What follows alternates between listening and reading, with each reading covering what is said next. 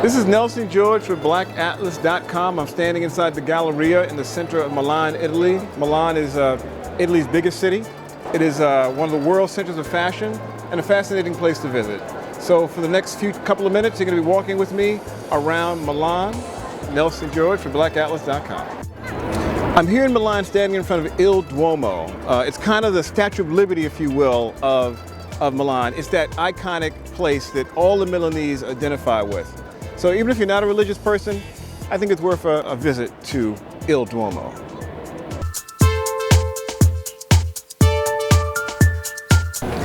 The La Brera section of Milan is it's a series of streets with shops, cafes. It's a very adult, really good place for a romantic vacation. You can sit here and talk about love and life here in Milan.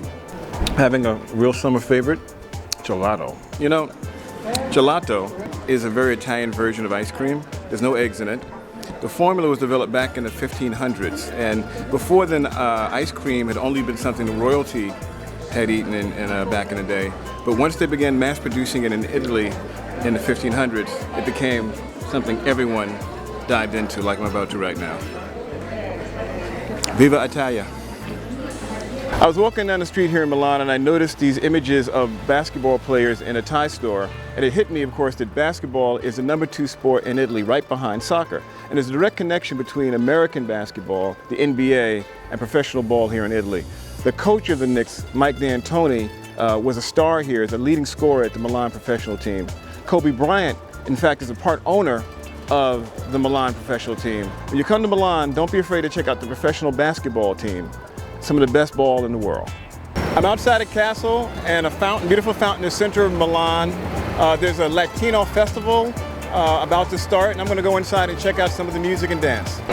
A sign of the changing environment, the changing population in Europe and particularly in Italy is a Latin festival that's happening here today in Milan.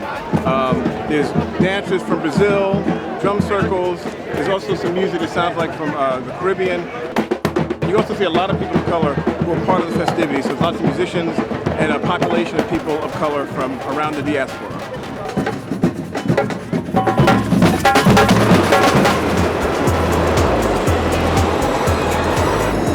This is Nelson George for BlackAtlas.com. Catch you in the air.